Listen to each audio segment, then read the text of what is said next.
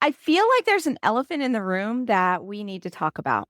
It's something that's probably weighing heavily on your heart right now, and you likely don't want to think about it. I know that I would love to ignore the whole situation and just wait it out while I continue to chant to myself, it will all be okay. It will all be okay.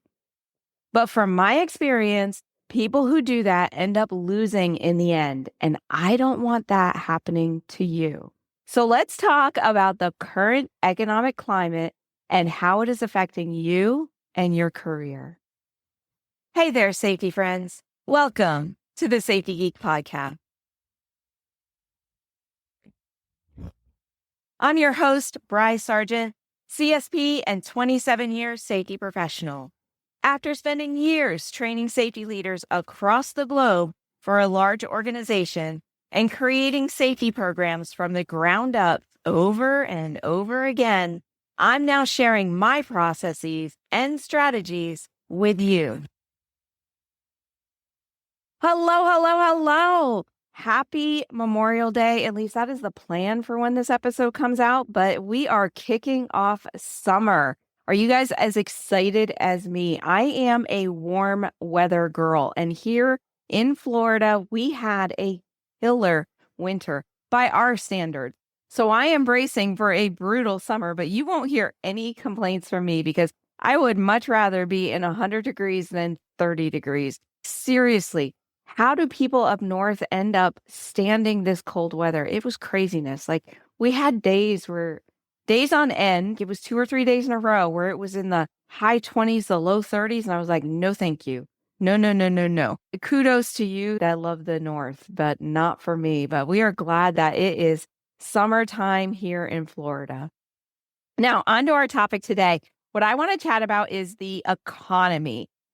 I really wanted to talk about it, but I felt like I have talked about this several times before. So I went back into my archives, and sure enough, just a few episodes ago, I talked about bulletproofing your safety career.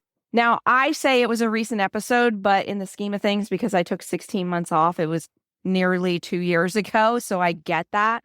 I'm not going to sit here and replay or re-edit that episode for you, but I will link to it in the show notes. So today, what I want to discuss is how the current situation could be affecting you and then some actions that you can take over and above what's already mentioned in that episode. So I highly recommend that you go back and re-listen to that episode because that gives you 6 steps as well. My biggest concern is that history has shown us that when business gets tough and cuts need to be made, safety could be one of the first to go. And business is very tough right now due to tariffs and just like the ripple effect through that economy. And it is not just higher prices, but that is part of it. Small businesses, they are the lifeblood of our economy. And what happens to them can affect your job, even if you are working for a large organization. Because when their supplies are tariffed and they can't afford those tariffs, they don't make as many widgets, right? Like maybe they're going to cut back on production. And that results in less hours for employees. And that also means less need for other services like delivering or packaging or maintenance or office staff, right? And then those businesses, those supplementary businesses, they see a reduction in sales. So then they start cutting, as well as other businesses like due to loss of wages because employees aren't working as much. So maybe they're not buying lunch out as much or they're not buying as many things. And the ripple goes on and on. And on top of that, businesses can't move forward in the current situation because the situation keeps changing. I mean, just last week it was 145% tariffs, and this week I think it's 30%. I don't even know anymore. And like I have a friend who is a CFO, and she's just got her hands up in the air. She's like, I don't even know how to price our products because things are just changing so often.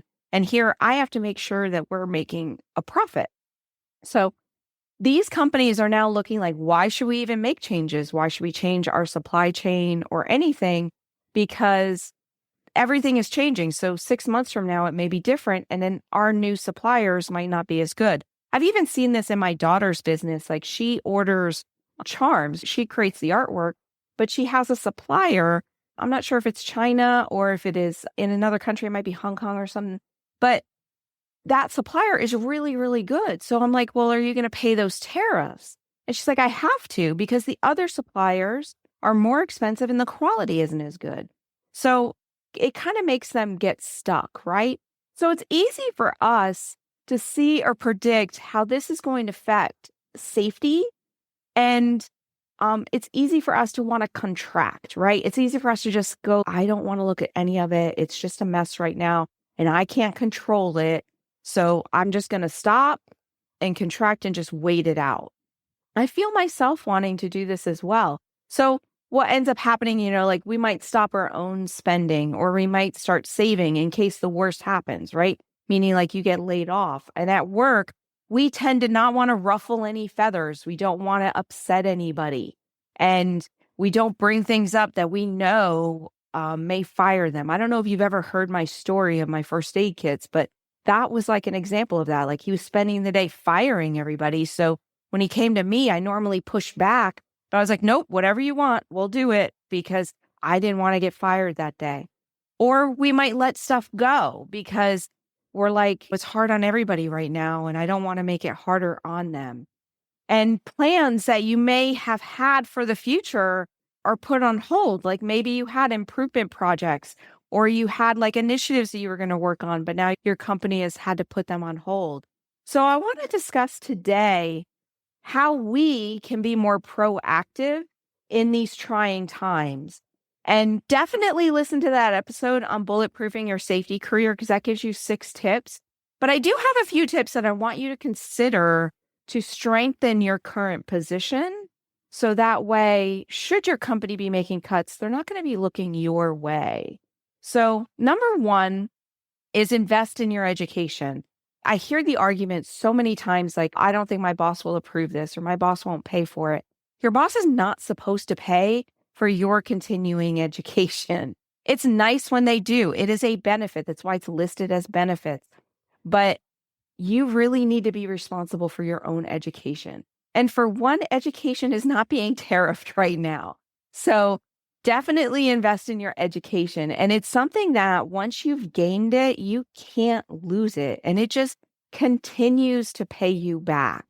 So I know like when things are tough for me, I'm generally looking at what skills do I need to gain, right? And how can I learn it quickly? So I know I'm biased because I run a safety education company, but this is true for everything that I'm saying. So now is not the time to put your education off for later, because later you may find yourself in a tougher situation where it's even harder to find the time or the resources to invest in that education.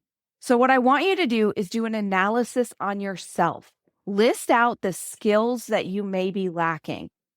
So look at the current job market and what eligibility requirements they're looking for in the work for safety. And look in your geographic area of what is being hired in your area and what eligibility requirements they're looking for and what you're missing. And then look at your current management team and what skills do they have that you don't. Those are skills you need to beef up on. And then have a conversation with your HR department. If they are HR department of any worth, you can sit down with them and say, these are the things I'm concerned about. What skills do you see I'm lacking? What do you see that I need to be paying more attention to or doing? And you can come up with a list of things that you need to learn. And then you're going to go out and find short-term courses or seminars that can help you fill that gap. Now, long-term things like college, like that's okay, but it's better to beef up your skills quickly. And courses like online courses are a great way to do that. To me, they are the best way because it lets you learn at your own pace. Where if you went to a live course or seminar, you're learning that just that one time and then you're depending upon your notes afterwards.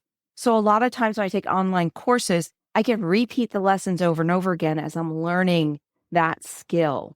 So a great example of this is I got my postgraduate degree in project management, and it was done over a 6 to 8 week period through an online course. So even though the course was delivered over 6 to 8 weeks and it was sponsored by the University of Massachusetts, like I attended classes that were delivered by the professors, there were also recorded sessions and projects I had to do. And I had up to a year to complete the course, but it was delivered where I could complete it in 6 to 8 weeks. And then you have, your skills in project management. So look for things like that. So number one is invest in your education, find those gaps and fill those gaps quickly.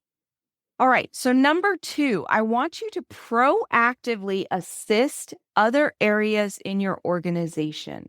Now, I've talked about this a lot about not staying in your lane and learning all the other areas of your organization.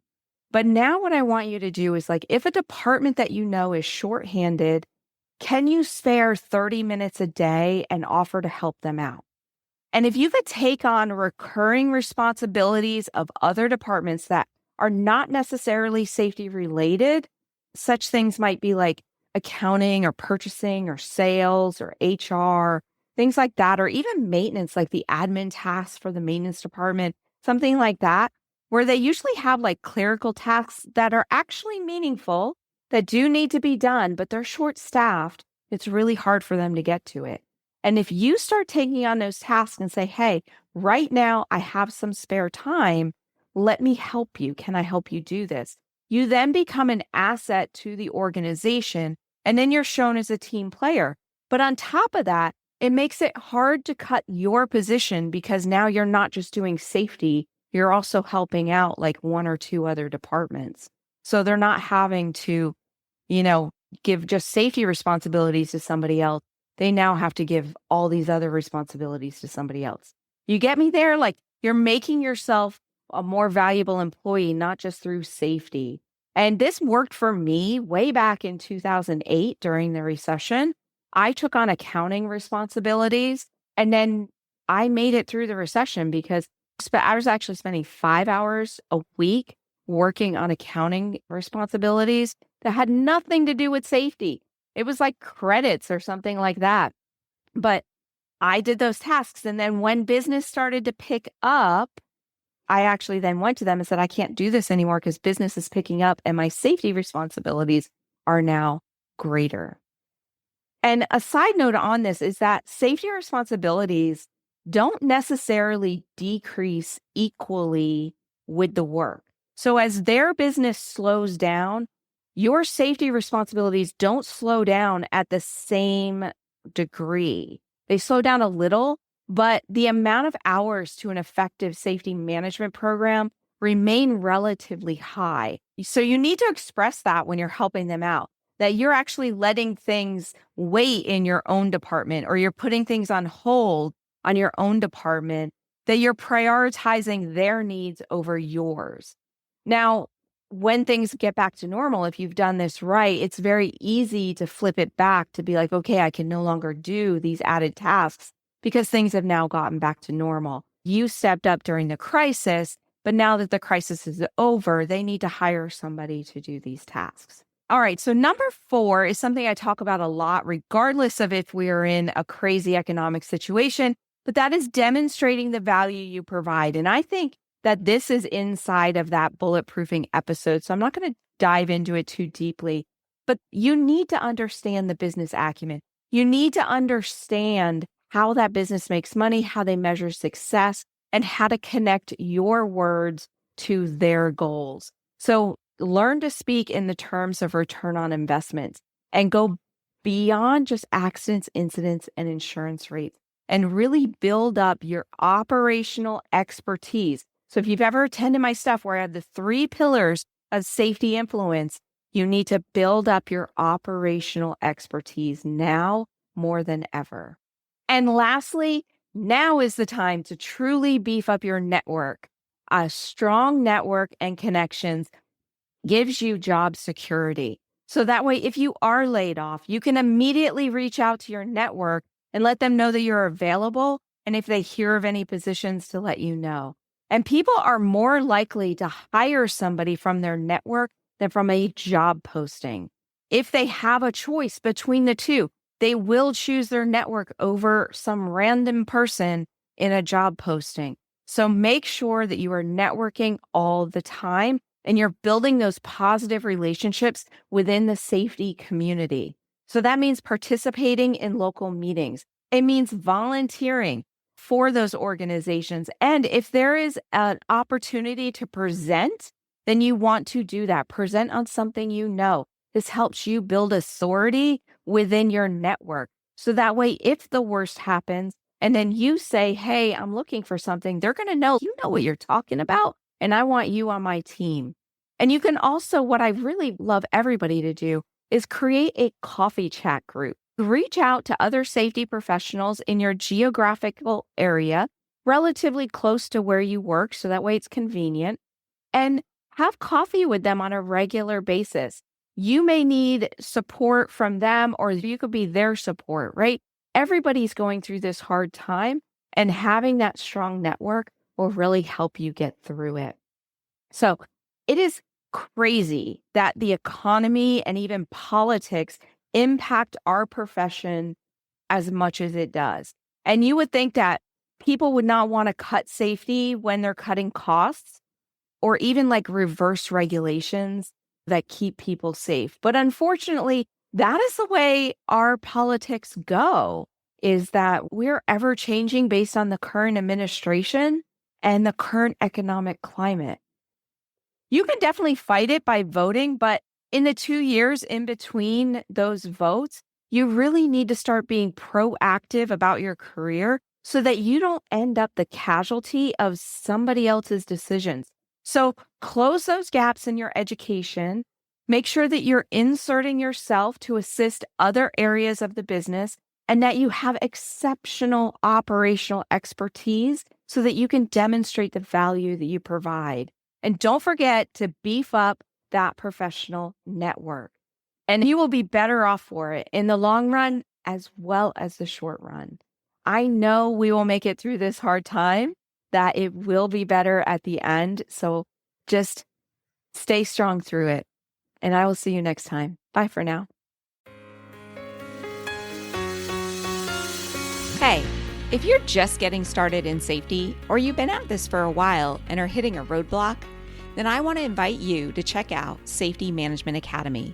This is my in-depth online course that not only teaches you the processes and strategies of an effective safety management program, but how to entwine management support and employee participation throughout your processes.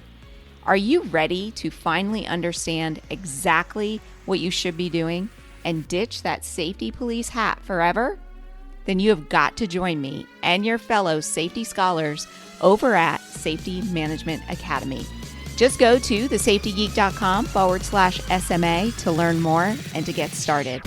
That's thesafetygeek.com/SMA. And I will see you in our next students only live session. Bye for now.